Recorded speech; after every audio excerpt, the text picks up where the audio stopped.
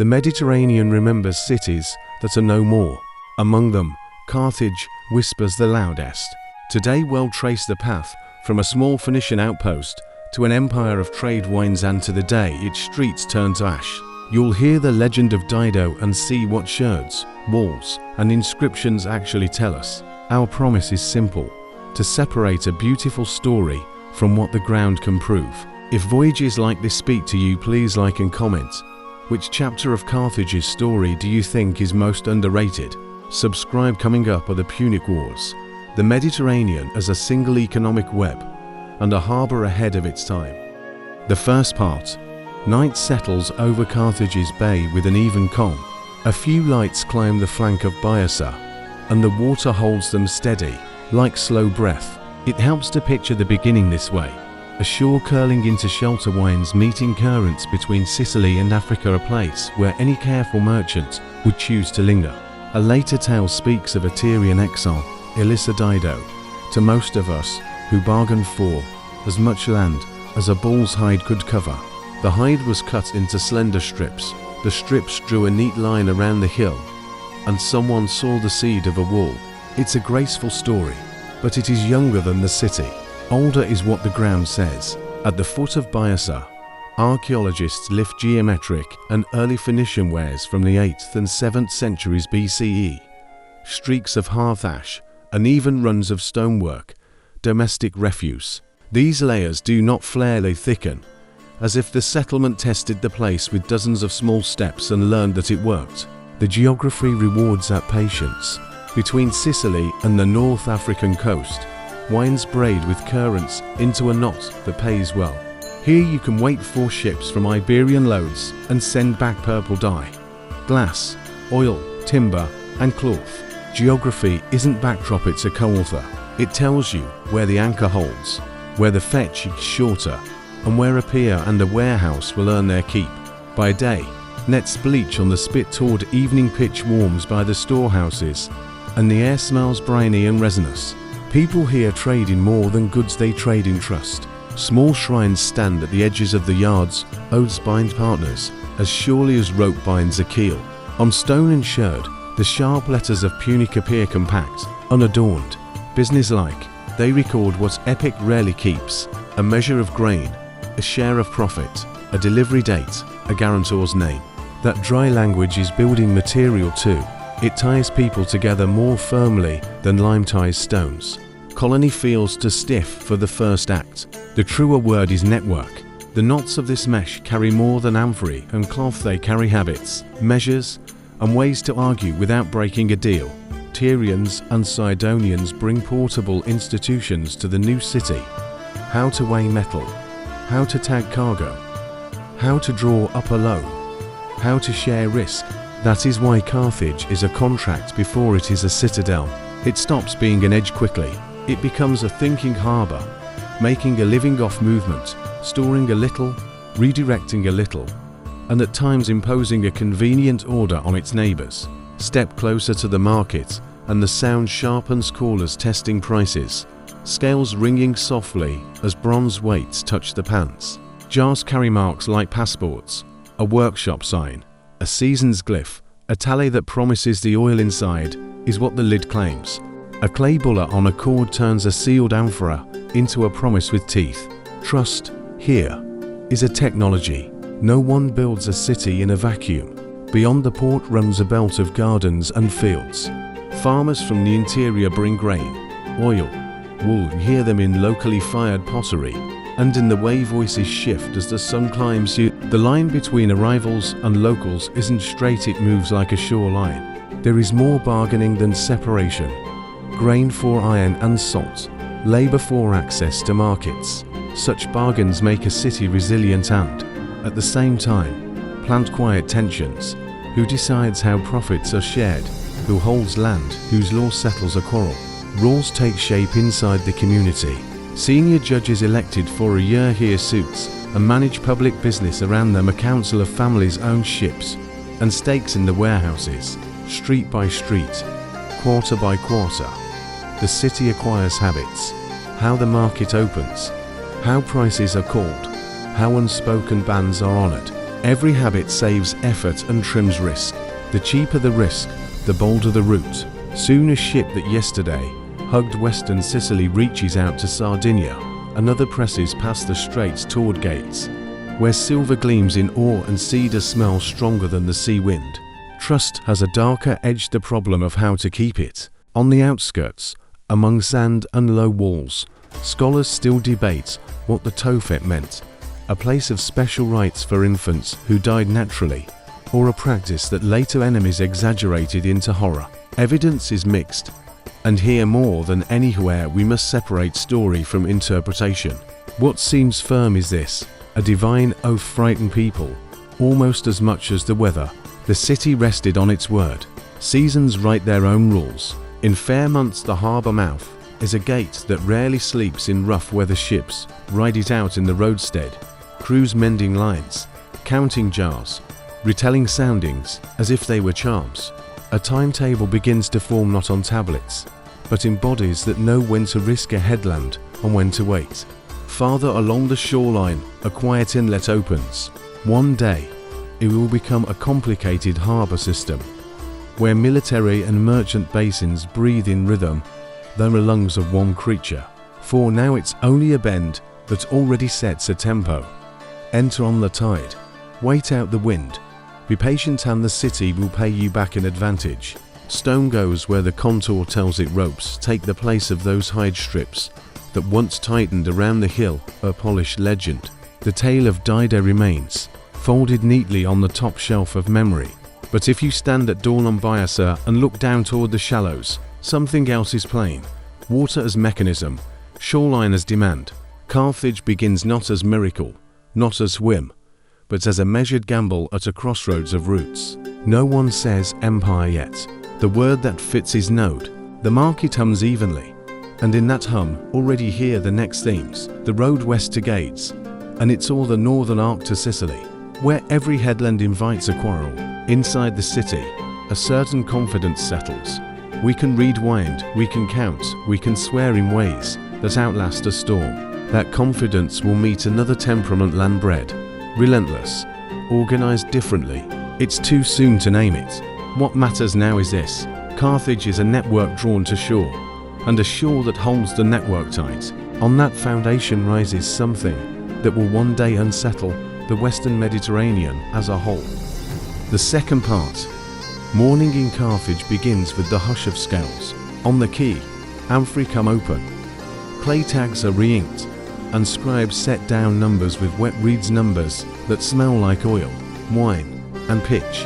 Faces are mixed: farmers from the inland belt, island sailors whose speech has frayed into a harbour dialect, merchants with rope burned into their fingertips.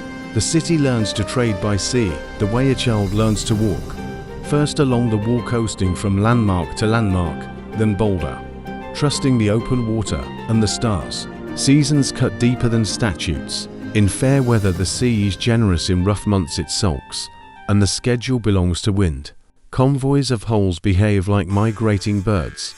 The swell thickens and thins with the patterns aloft. From this comes the Punic virtue that matters most: patience. The Carthaginian does not try to be the fastest, he tries to be the most regular, because supply chains are rhythms, and rhythms are what trust is made of. People like to say the city kept a monopoly, that it shrouded roots in secrecy and barred outsiders. Later Greek and Roman writers will lean on that picture. The dirt tells a quieter story. Amphorae carry no occult stamps, only workshop marks. A scratched bone tally reconciles weights with a neighbour's market. A clay buller on a cord turns an oath into something you can touch. That kit of trust makes a network broad and resilient, hardly a locked room. Routes don't feel invented so much as discovered.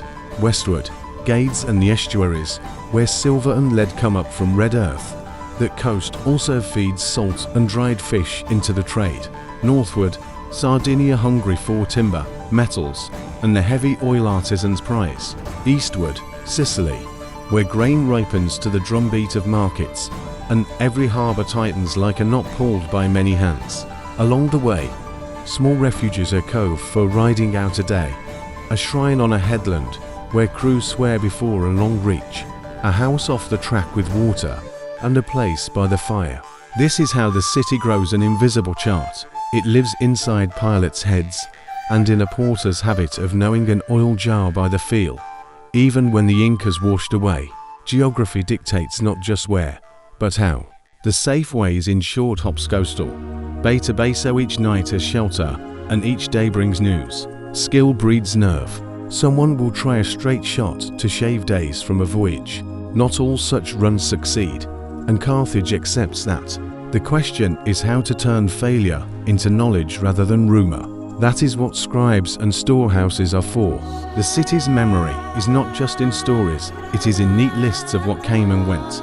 The hinterland is not a blank, it is the other half of the ledger. From the nearby fields come grain and wool, from deeper inland, hides and honey, and people who know where the wells are better than any navigator. Here no single master deal holds things together, hundreds of small contracts do, with village councils, with clans, with workshops. Their language is dry and invisible, but it keeps the bridge between shore and interior. Sometimes that bridge sways crop failure here, a fit of greed there. Then the city remembers what walls are for, not just enemies, but a quiet place where bargaining can go on without fear. Neighbors are not dots on a map, they are options for the future. With some you swap cloth and wine from others. You hire sailors to others. You extend credit against a harvest. In a few places, you set a garrison iron for a season so that a rule can take root and then live on without force. Elsewhere, custom and shared festivals are enough. The city rewards anything that lowers friction. Common weights, clear vessel marks, the habit of swearing in the same sanctuary. When there are fewer words and more understanding, trade rolls forward like a long, steady swell. In time, Carthage shifts from way station to switchboard. You can't see this on facades. You can hear it in the calm of storerooms, where everything lies in the right place. Morning brings weather news. Noon brings price calls from nearby ports. Evening brings a list for the next tide. Legend paints the merchant as a master of endless tricks. In reality, he often looks like a steward of discipline. He promises little, checks much, and rarely raises his voice. The sea does not pay gamblers. It pays those who bet on repeatable things. None of this kills intrigue. Somewhere toward the far west, rumors move along the decks about shores with tin for bronze. Someone swears he's seen the markets there. Someone else just smiles and rubs sand between finger and thumb, as if to feel the weight of profits. Which of these tales will stand up? We'll test later. What matters now is simpler. The network works because it has something to give in return, and because oaths sworn on this shore carry the same weight from everyone who trades here. A headline anyways for the city to defend its right to the sea road. Agreements, alliances, at times a show of force. But before you argue about rights, you settle words. Who are we? Before which gods do we swear? Whose name guards a contract when weather smashes plans? Those questions already hum underneath the counting and the carrying. And they are the ones that knit a harbour into a community. Next, we step inside that weave of gods, oaths, and names, where belief and awe make the city's strongest, most invisible net. The third part. Morning smoke rises straight from the sanctuaries, thin as script, inside the precincts. Oil lamps hang like small suns, and the line of merchants moves slowly past the altars. A hand touches the lip of a jar, a vow is whispered, not for victory or conquest, but for safe passage and a fair count. In Carthage, the gods are not distant ornaments. They are present at the weighing of grain, the sealing of cargo, the signing of a name. Before a hole clears the harbour mouth, someone has already promised a portion if fortune holds, and promised to make good if it doesn't. Bowl, Hammon and Tanit dominate the city's religious skyline, one imagined as a lord of time, harvest and heat. The other a protecting presence often shown by a stark sign, a triangle-like dress, a bar for arms, a circle for a head. The mark appears on steely like a signature that says, "An oath lives here." Lamps flicker in the side chapels, dedicated to Melkart, the Tyrian hero god of voyages. A carved prow or a painted dolphin tells you which sailors favor which altar. People bring modest things: oil, incense, a ribbon from a child's wrist to fold their lives into the city's larger luck. Beyond the main sanctuary lies a low field of stone markers and urns that has pulled scholars into argument for generations. Some later enemies wrote of terrible rites they wanted the world to see Carthage as cruel and alien. Evidence on the ground is steadier and stranger. Cremation urns containing the remains of infants and small animals, rows of steely inscribed with compact formulas of thanks and petition. Legend says the city fed its gods with blood. Evidence shows a ritual zone whose meaning is contested, a place where grief, vow, and offering met in ways that are hard to read at a distance of 2 millennia. What we can say with care, that people here treated oaths as dangerous tools, powerful, binding, and not to be invoked lightly. Names carry that same voltage. A family that calls a son Hannibal or Hasdrubal folds a divine syllable into daily speech. The name becomes an amulet in public. When a contract is witnessed in the face of Bull and Tanit, it isn't metaphor. It means that default has a cosmic audience. A merchant who cannot pay may make restitution. A merchant who will not pay becomes a kind of pollutant who stains whatever shrine he dares to touch. In a society built on routes and schedules, the fastest way to kill profit is to make gods unreliable by making promises cheap. Law does not sit apart from this religious fabric. It is woven through. In the Forum, magistrates, annual judges, whose title echoes an older Phoenician word. For those who decide, hear cases in voices that rarely rise. A dispute over watered oil or misweighed tin seldom ends in spectacular punishment. The point is to restore rhythm. Fines, restitutions, the social cost of public censure. These are the city's tools. No one wants to make a martyr of a cheat. Everyone wants the next hired to leave on time. Over the judge's shoulders stands a council of seasoned menship owners, landholders, veterans of long routes who can smell a weak claim, lack rope. Their memory, more than any tablet, binds precedent into something like a constitution. Arbitration is the city's daily theatre. Picture a shaded portico, a half circle of listeners, a sample of grain poured through practiced fingers. A clerk recites the clauses. A broker holds up the clay buller that once hung from the cargo. The seal crisp, the string uncut. The object itself speaks. This amphora left Gades in the third week after the festival. Under a southwesterly, this weight was checked against the city standard. At dawn, these two men swore by Tanit to deliver sound product before the next market day. The silence after such recitations is not menace. It is respect for a system that works because everyone has agreed to understand the same science. Festivals turn that understanding into choreography. In spring and after harvest, processions move from sanctuary to shore and back again, synchronizing the city's pulse to the seas. Children carry small lamps, elders pace behind, chanting formulas that are older than any current treaty. A ship is blessed at the pier with salt water and oil, then sails under a canopy of shouted wishes. When it returns, the same ship offers a portion, sometimes a coin, sometimes a jar, sometimes only a wreath to close the loop it opened. The circle matters more than the size of the gift. Continuity is its own kind of wealth. At home the gods are smaller, but no less alert. A niche by the door holds a pair of terracotta eyes. A shelf near the hearth keeps a lamp burning through the night. Every household builds a little climate of luck with habits that feel practical rather than superstitious. A cup poured out before the first drink. A strand of dyed wool tied to a beam before a child's first step onto the quay. None of this tries to bully fate. It teaches attention. The same attention that reads a sky or a swell reads a moment of carelessness in a counting room. The city's vocabulary of oath. A name extends into politics without fanfare. Generals swear to account for their pay and spoils. Harbour officials swear to guard the standards of weight and length. Even messengers swear not to secrecy, but to accuracy, a more Carthaginian virtue. The system distrusts brilliance that arrives without proof. It prizes competence that repeats. In such a culture, holiness often looks like reliability, and sacrilege often looks like waste. What, then, of mystery and secrecy? The charges that ring down the centuries, There are moments when Carthage keeps its mouth shut. Every trading city does. But the deeper privacy lies not in guarded charts, it lies in the privacy of shared habit. If you and I can look at the same notch on a measuring rod and both nod, we belong to the same world for as long as it takes to strike a bargain. That sense of belonging is fragile and powerful. It is defended with rights because it cannot survive on law alone.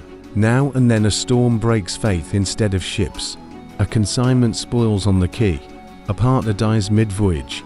A rumor eats through a neighborhood like mildew. The town answers with rituals designed to reset the clock. A day of closed shutters, a procession with no music, a vow to rebuild a pier before the next new moon. The outer meaning is piety.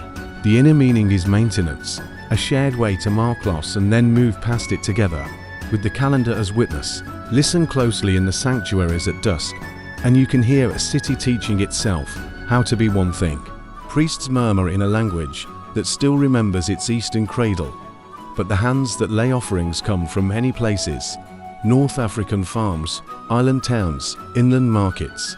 The gods, in this sense, are customs officers of identity.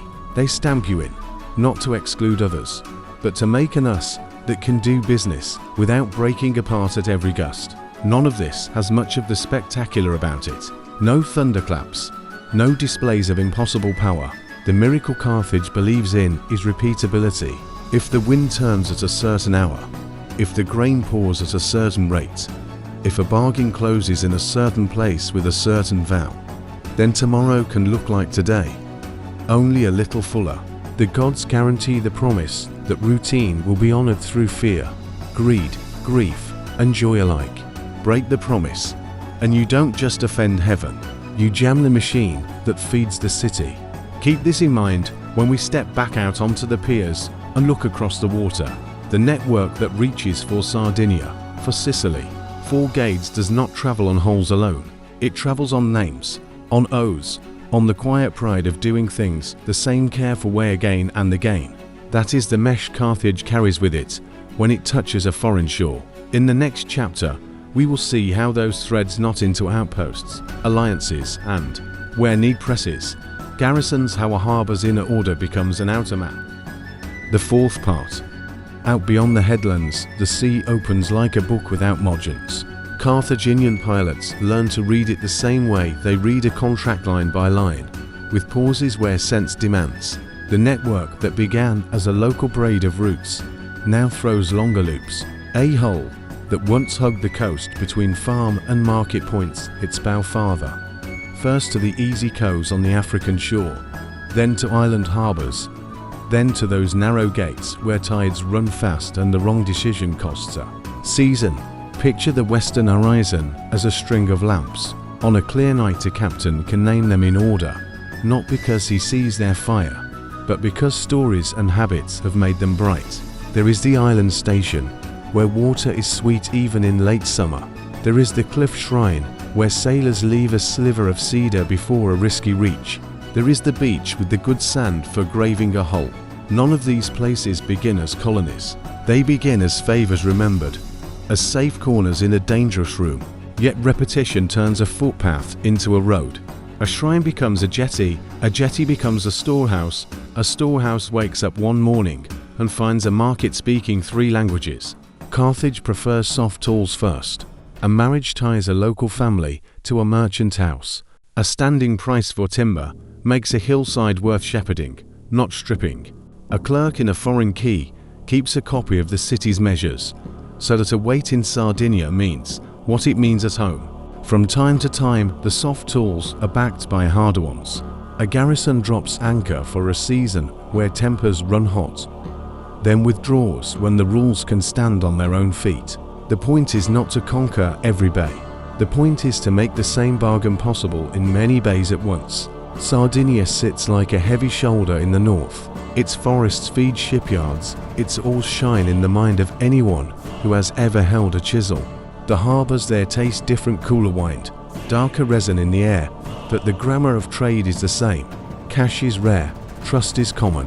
A consignment of copper moves down to the quay under the eyes of men who know each other's fathers. A Carthaginian broker speaks slowly, measuring his words as he measures ingots. The agreement looks modest on its face.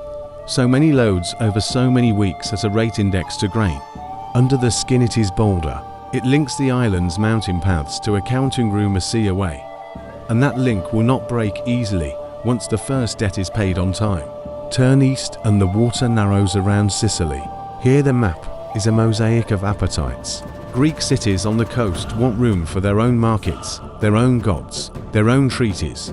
Carthaginian captains want the same, but by habit they prefer corridors to borders. When corridors fail, harbors take sides. It happens in steps, so small a single season can miss them. A toll appears at a strait. A pilotage fee doubles. A warehouse quietly declines to store a rival's grain. At first these are the pinpricks of commerce, later they look like the preface to war. Even then the city reaches for an agreement before a spear. A treaty sets zones where Carthaginian hulls may buy and sell without harassment. In return, the city agrees not to fish in waters the other side calls its own. The language is dry, but each clause is a sandbag on the riverbank of conflict. Southwest of the Pillars, Gades is older than Carthage and smells of ancient salt. To call it an outpost would be wrong. It is more like a twin who grew up first. For Carthaginian merchants, the place is a hinge, a spot where Atlantic swells. Remember the taste of the Mediterranean, where stories about tin are old enough to have grandchildren. A captain who clears the bay. There enters a theatre with new rules, longer swells, wider weather, markets that open late and pay in kinds a Tyrian accountant would find eccentric. And yet the same devices keep risk from eating profits. A stamped seal, a name known to a cousin's cousin, a promise to deliver not as soon as possible, but before the third market day after the new moon. Precision makes distance tolerable. From time to time, the city changes the scale of the game. A fleet sails not to fight, but to be seen. The sight of a dozen neat holes at anchor can settle arguments that words have left itchy. Carthaginian admirals understand that spectacle is a tool when used sparingly. They prefer to win by schedule rather than by shock. But they are not sentimental. If a partner on an island refuses to honor the weights, the city will find another partner or make one, for a season, out of iron and ash. The lesson is meant to be brief. Supply chains hate long grudges. The hardware of this outward push, as telling us the treaties. War galleys are lean and quick, trained to turn on an oar merchantman or rounder, built to lift weight, with less complaint from their ribs. In the counting rooms, the two types look like brothers. In the yard, they bicker like cousins. A city that knows the price of pitch to the dirham also knows when to overbuild a hull for a stretch of heavy seas. Even in peace, the harbour sounds like a workshop. Mallets finding rhythm on wedges, ropes singing through a block, someone shouting for a gauge. Engineers and priests share temperament here. Both prefer what can be repeated. Coins begin to replace barter in the busier quays, and with them comes a new kind of promise. A stamped piece of metal travels faster than a crate of oil. It carries the city's face into places a Carthaginian clerk may never see. Some say coins cheapen trust. In practice they do something subtler. They let agreement stretch, linking people who cannot possibly meet. And they do it without erasing the older ways. A name still matters, an oath still matters. The coin simply makes the web larger without tearing it. None of this spreads evenly. Even in Carthage's strongest years, the map is patchwork. One bay welcomes the city's ships and rituals a headland away, another watches with crossed arms. A river town inland will treat Carthaginian goods as neighbourly until a bad harvest makes them look like hoarding. The city does not try to iron these wrinkles flat. It learns to work around them, the way a sailor works a wind that keeps shifting but never dies. A community used to the discipline of schedules can live with asymmetry. It files it under weather. If you could string a line through every place this network touches, you would see not a wall, but a web. Gades, Malacca, Eleusis, Motia in its lagoon, Panamus under a protective crescent of hills, the harbours of Sardinia, tucked behind teeth of rock, way stations along the North African coast where wells taste of iron and sun. Some of those names will fall to war. Others will be reborn under new languages. What matters for the story now is simpler. The web holds. Messages, prices, oaths, and habits cross it faster each year. A captain leaving Carthage at dawn can plan a week into the future with a confidence his grandfather did not dare. That confidence is capital. It buys bolder decisions at sea and bolder investments at home. With reach comes imitation and friction. Rivals watch the schedules and copy what they can. A Greek town opens its markets earlier to catch the same convoys. A minor port across the sea paints new depth marks on its quay to attract heavier hulls. Even Rome, quiet yet on the maritime stage, begins to write treaties that look suspiciously like Carthaginian ones. Imitation is not an insult here. It is a weather report. It tells you the wind is shifting, that a new sailor is learning the chart. A prudent city takes note. The temptation, when telling this part of the story, is to call the spread an empire. The word is tidy. The reality is messier and more interesting. What grows from Carthage's piers is a culture of procedure, a way of making strangers predictable. Where that culture fits, the city thrives with almost no force at all. Where it grates, frictions heat up, and the city decides case by case whether to back away, to bargain harder, or to bear down. The choice is rarely made for glory. It is made for rhythm, for the right to keep the calendar alive. Walk the quay at dusk, and you can feel the map under your feet. A boy carries a basket of figs, whose smell belongs to a hillside you have never seen. A woman shakes out a cloth woven with a pattern that remembers a town across the water. A clerk calls a number that will matter in 3 ports tomorrow. This is how a harbour becomes a world, without pretending to own the world. It moves first, it keeps moving, it gives other places reasons to move with it. Keep that image close as we pivot toward conflict. Networks prefer peace, but they are not pacifists. When a rival city shuts a gate on the sea road, patience can no longer protect the schedule. Carthage, which has spent generations mastering the art of arrival, will have to master the art of reply. The next chapter opens in a place where roads cross so tightly that agreement finally fails. Sicily calls both sides to the same table and then knocks the table over. The 5th part. Sicily narrows the sea like a hand closing on a rope. For years Carthage treated it as a corridor harbour strung like beads, markets that spoke many languages, a place where ships could pass if they honoured the usual weights and the usual oaths. Then a quarrel at Messana snapped the thread. Mercenaries called the Mamertines seized the city. Syracuse moved to push them out. Carthage sent ships to steady the balance. Rome, land proud and sea shy, answered the Mamertines' plea. What began as a local firebreak drew to very different tempers into the same room. One knew the water by heart, the other knew how to build systems that did not stop once they started. Carthage came with experience, a navy drilled to turn on an oar, officers who could read wind like a ledger. Rome arrived with something else, an appetite for procedure. In a year that looked like a dare, Roman shipyards hammered out a fleet by copying a captured Carthaginian hull. Rowers trained on dry land to the beat of a drum.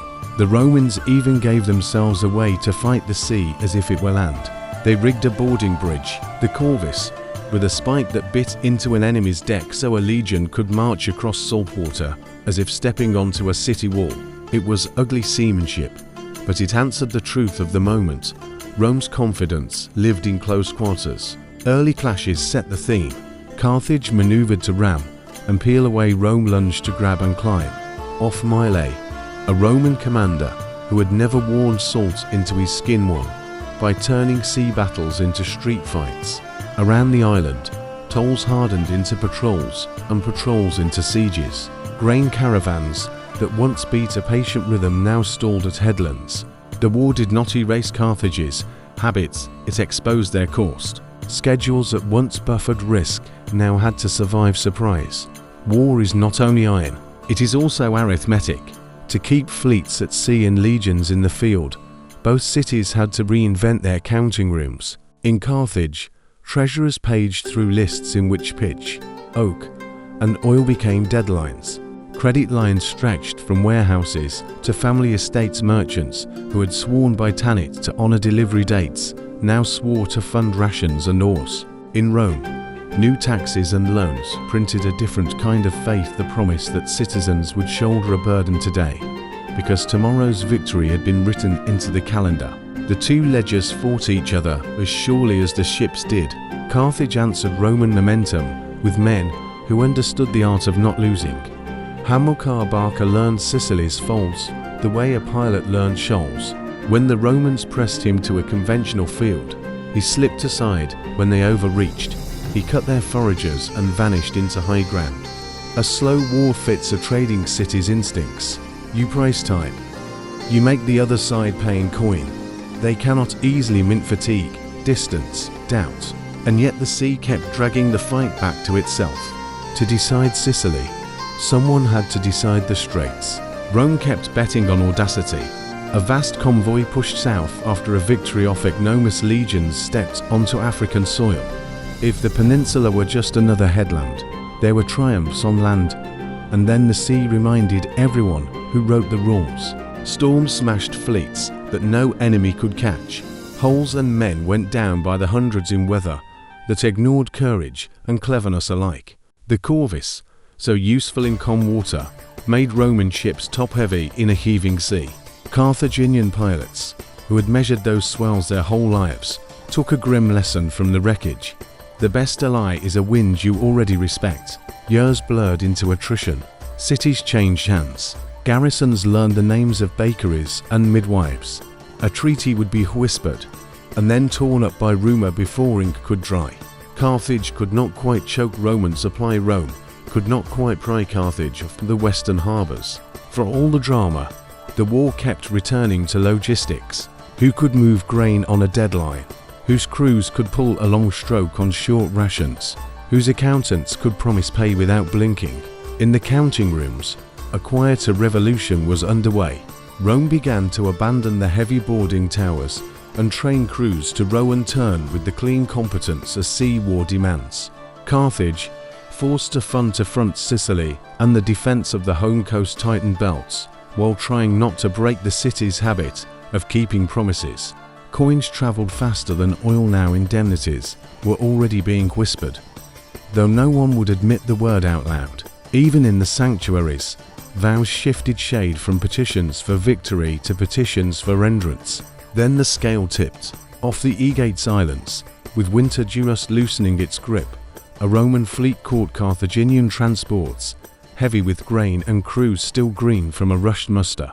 The wind favored the lighter, better practiced Roman oars. The old corvus had been quietly retired. Hulls moved, cleaner signals carried.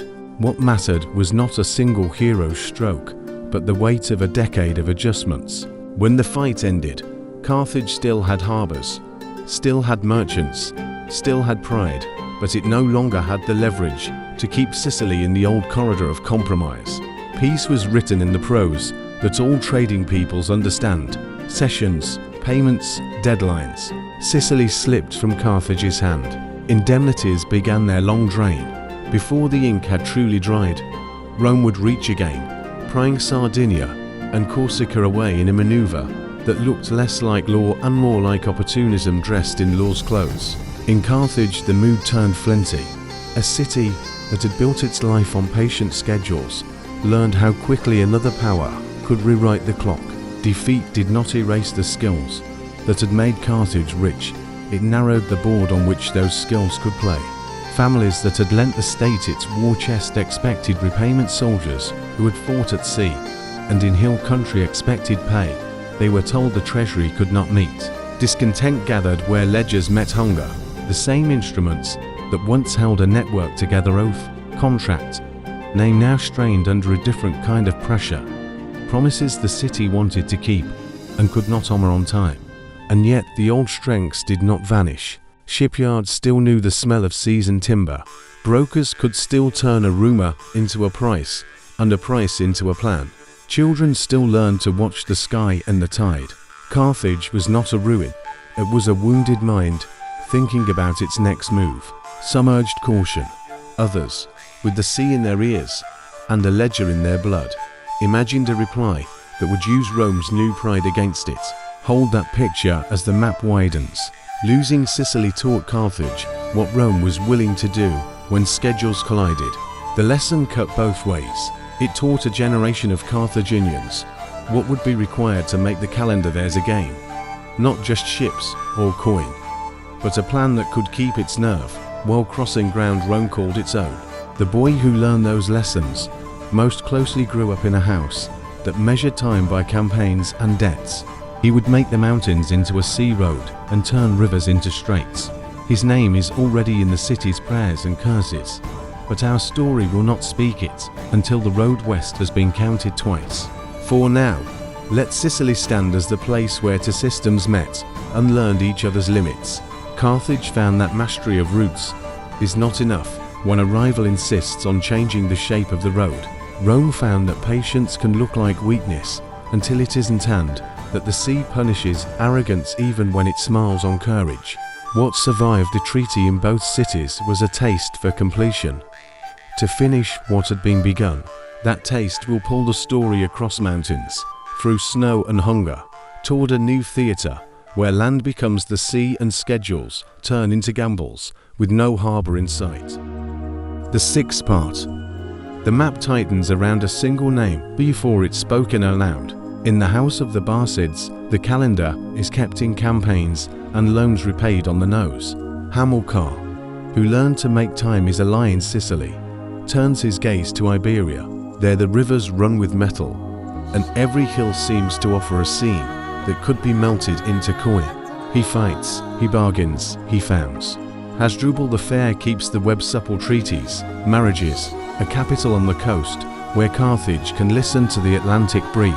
A line is drawn on a river no one in the city can see from their windows. North of it, Rome says. South of it, Carthage says. On the edge of that invisible thread sits a town whose plea will wake an old quarrel. Its name is Saguntum. When the town falls, the Romans discover that a corridor can become a frontier overnight. They send words first censure, warning, rehearsal of treaty lines. Then they send legions. In Carthage, a younger Barcid takes the oath that makes a general's name a kind of public property. Hannibal has learned the trade by inches, the slow read of terrain, the faster read of men, the discipline of calendars. He looks at the map differently.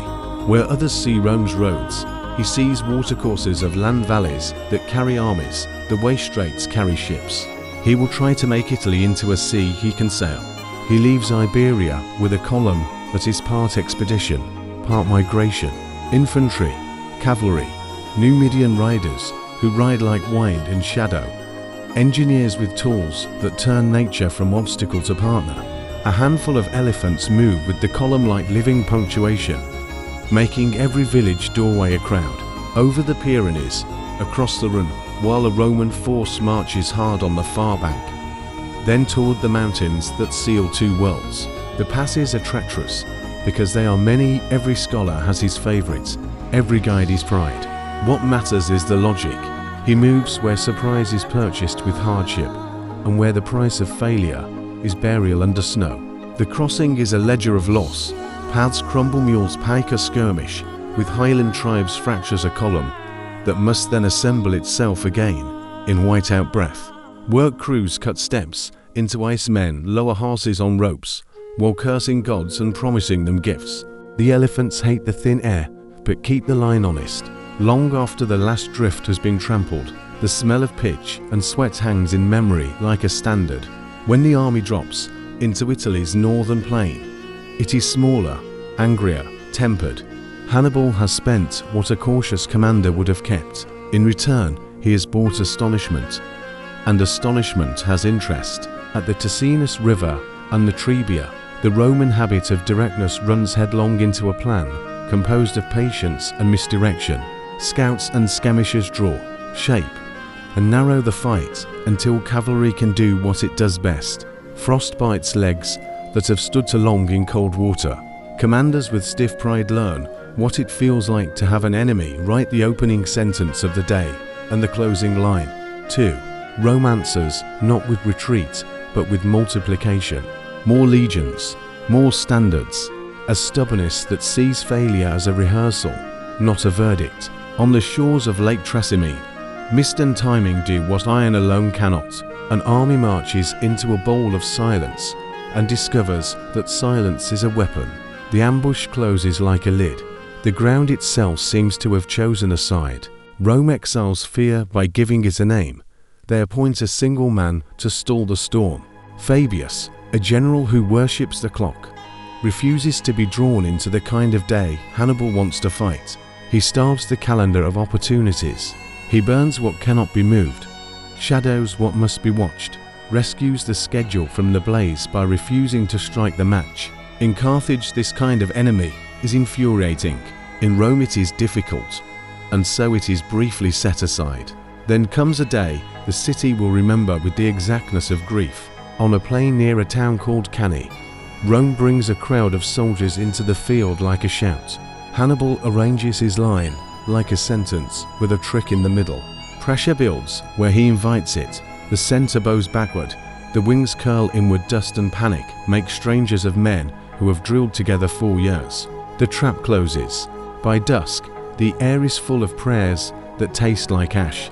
The scale of the loss breaks language. Rome survives because its habit is bigger than its worst day. It bans mourning in public.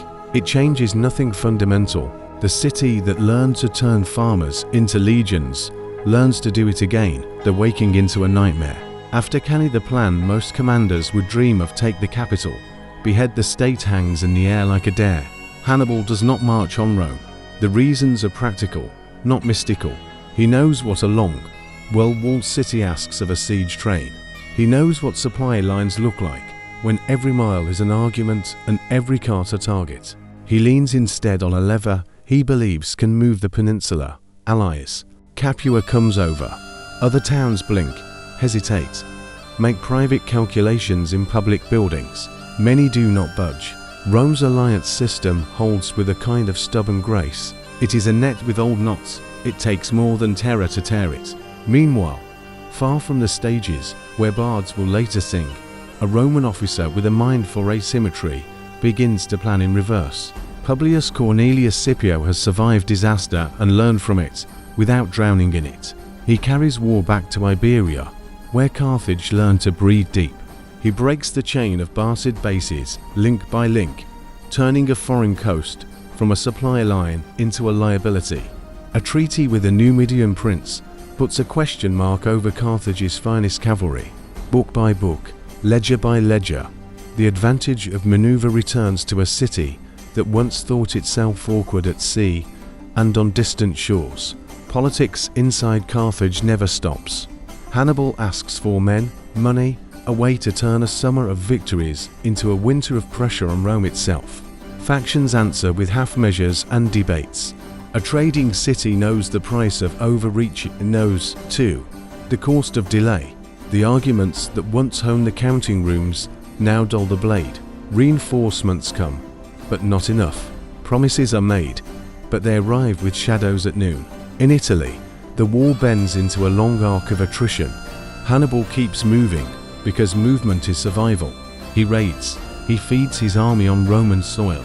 He offers battles the other side refuses. His best arm, the cavalry, cannot always find open ground. His hated friend, the Roman calendar, has been taken in hand by men who no longer hurry to be brave. When new commanders try to be spectacular, Rome pays, learns, and forbids spectacle until it knows how to perform it more safely. The city retools itself in real time. It builds fleets without ceremony, supply lines without poetry, a habit of entrance so deep it begins to look like luck. Scipio brings the choosing into the open by taking the war to Africa. Carthage, which once made other peoples negotiate on its peers, must now defend its own. Allies who were sure yesterday become uncertain today. Kings watch wind and coin before they commit. On a plain near Zama, the two tempers finally meet in a form that leaves no room for ambiguity. Hannibal leads veterans who have watched the seasons turn from the Po to the heel of Italy and back again. Scipio leads legions that have learned to move like water around rocks. The elephants are sent forward and side to side by lanes opened at the last instant. The infantry closes and trades hours 4 inches. Cavalry that once wrote endings for Hannibal now writes an ending against him. When the dust thins, the decision is plain. Carthage can still count, it can still pray. It cannot dictate terms. The treaty that follows is written without adjectives. Ships surrendered, tribute scheduled, foreign wars forbidden without Roman permission. The proud harbour will hear fewer foreign languages for a while, not because the sea has left, but because the city has been ordered to lower its voice. Inside the walls, the bills come due in a different key. Veterans expect pay, creditors expect the state to keep the old promise that made it possible to fight this long. A general named Hanno says prudence is patriotism. A general named Hannibal says reform is patriotism. For a season, reform wins. As Safite, a civic chairman with teeth, he squares accounts that have been left slant, trims powers that have grown fat, and makes enemies who speak citizenship while counting their private hoards. Exile follows, not for cowardice, but for competence used too loudly. Hannibal carries his skill into other courts, advising kings who have agendas of their own. He becomes a rumor that Rome cannot ignore and Carthage cannot claim. The city he leaves behind survives by doing what it has always done when beaten by weather or war. It works. It pays the indemnities early. It rebuilds the merchant fleet within the limits allowed. It turns its eye back to Africa and stones and fields and the old discipline of schedules. Children learn to read oaths against scribes, return to quiet lists the harbour invents new. Smaller ways to be necessary. So why did the victories not add up? Because they were not designed to be coins, they were designed to be levers. They moved men, cities, opinions, but not far enough, not fast enough, not with the unified hand that could turn shock into settlement. Rome, which once seemed slow on the uptake, learned with terrifying speed. It learned to respect weather, to redistribute risk, to use time the way a trading city does, as a resource, not a stage. Carthage, which once owned the art of patience, found itself rushing in debates and hesitating in decisions that demanded a single will. Keep that reckoning close as the story darkens. The Second Punic War ends. Without erasing Carthage, it trims it, cages it, forces it inward. The city obeys, pays, and grows careful. For a generation or two, that should have been enough. But latencies stay warm in politics, the way embers do in a kill. Fear travels faster than facts. Suspicion knocks louder than schedules. In the next chapter, the patient city will discover what happens when a rival decides that obedience is not safety, that prosperity is not innocence, and that an old whisper still sounds too loud across the water. The seventh part. Prosperity returned to Carthage, and not with trumpets but with ledgers. Indemnities were paid ahead of schedule.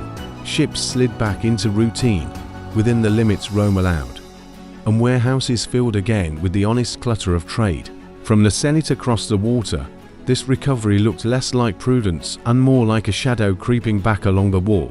An old statesman brought figs into the chamber fresh. Unblemished hands set them on the floor, proof that Africa was a short sail away. He ended speeches with a single theme, as if repetition itself could become policy. Along the frontier, a different kind of pressure worked in daily increments. New media, under a king who understood both horses and opportunities, nibbled at borderlands, while Roman arbitration arrived late and tilted the scales. Carthage, forbidden to wage war beyond its walls without Roman permission, argued, petitioned, swallowed losses, and then after one provocation to many reached for the sword it had been told to keep sheathed. The decision was as much humiliation as strategy. It gave Rome the sentence it had been waiting to read aloud. Treaty broken. War justified. The summons came with a logic as cold as bronze. First, send hostages 300 boys from the best families to prove the city's obedience. Then, surrender all arms and engines. The armories were emptied. The forges called. Spearheads and shields piled in public squares until they looked like small hills. Only after the city had been disarmed did the final demand arrive, with the quiet of a knife laid on a table. Dismantle Carthage and move inland, far from the sea that had made it what it was. No claws hurt more cleanly. A harbor can survive occupation, it cannot survive exile. The answer was refusal, and refusal meant siege. What followed is one of those transformations that make a civic myth feel like muscle. A disarmed city armed itself with whatever was left. Women cut their hair for bowstrings. Temples were stripped for metal. Workshops that once balanced accounts turned out spearhead scribes counted arrows instead of amphorae. Leadership boiled up from necessity.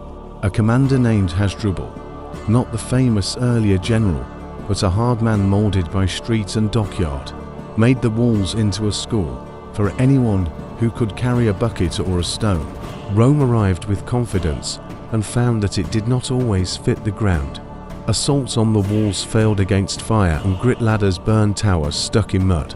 The siege turned into an argument about patience, and patience needed a different general. Scipio Aemilianus, adopted grandson of the hero Zama, took command with the same blunt creed he had used to discipline a mutinous army in Spain.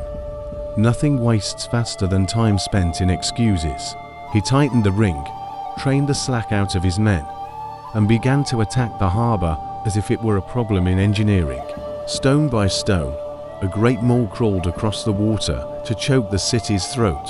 Carthage answered with ingenuity that felt like a last bright flare of identity.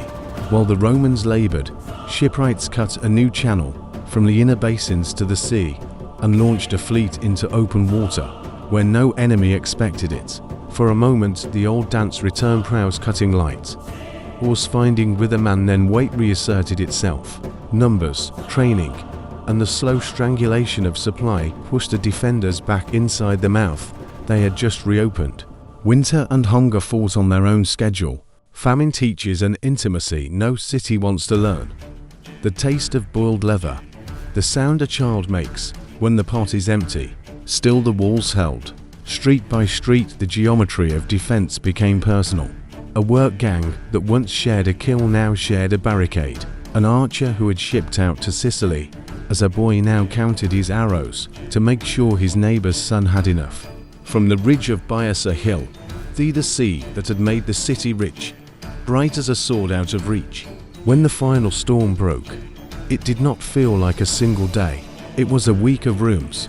Marines forced their way from the harbor quarter into crowded neighborhoods where every doorway bit like a trap. Houses were taken floor by floor, burned when they could no longer be held, crossed on planks thrown from roof to roof. The defenders fell back toward Biasa, the citadel, and gathered around a temple whose stones had heard promises in easier years. Those who could not fight burned stores to deny them to the enemy. Those who could fought in stairwells, courtyards, alleys that had once been markets of laughter.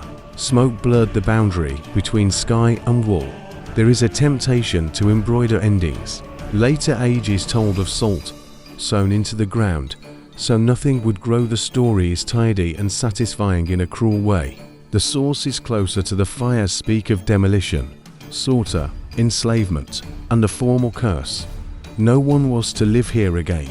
Whether every order was carried out to the letter matters less than the plain fact that Carthage as a living city ended in heat and dust. The survivors, those not killed outright, were sold.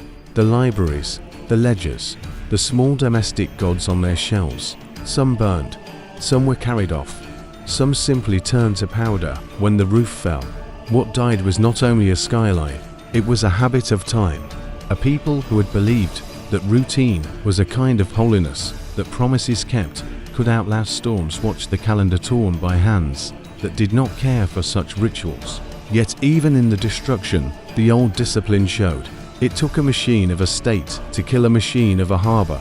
Rome learned, once more, how costly completion can be when it is pursued to the end. Stand, in imagination, on the empty slope after the last bodies have been dragged away and the last potsherd has called. The wind from the sea still moves, as it always has. The harbour mouth looks back at the horizon with an expression that outlives ownership. Stones can be toppled, but contours resist. For a while, the sight will speak only in curses and echoes. But land this well-placed never stays silent forever. The afterlife of Carthage will not be simple. Administrative edicts, new surveys, Settlers who arrive with maps that pretend the past can be measured in neat rectangles. Memory does not consent so quickly. Merchants in distant ports still count by habits learned here. Words from Punic names hide inside new languages, like seeds waiting for rain. In our final chapter, we will walk through those survivals, the province that rose on the city's bones, the rebuildings that tried to ignore what the ground remembered, and the ways a whisper outlasted the fire that was meant to erase it. The eighth part. Part 8. Dawn comes back to an empty slope. Smoke thins, ash crusts, and gulls stitch the air above a shoreline that looks the same even when the owners change.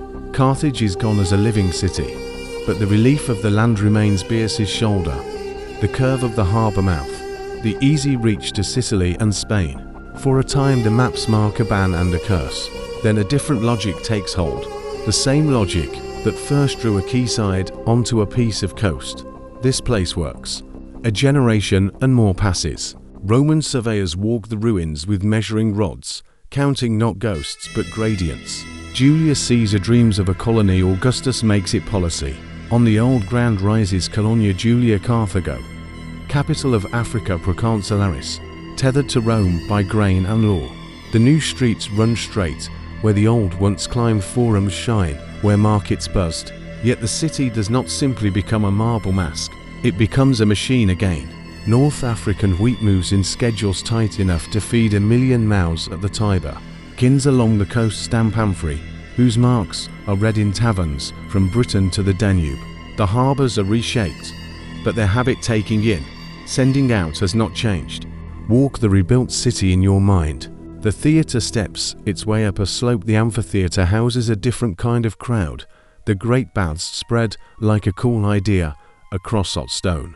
Waterwork hums underfoot, invisible but decisive, a Roman talent for turning uptime into comfort. Latin fills inscriptions, law courts, and classrooms. But listen at dawn in the markets, and you still hear a language older than the empire. Neo-Punic letters scratched their way across small stones and cheap charms. Farmhands gossip in a tongue Augustine will later say clung to the countryside long after marble tried to smooth it away. Names carry the echo in public. Hannibal's syllables live on in grandchildren called Hanno, Hasdrubal, Salambo. Their meanings now more family than thunderclap.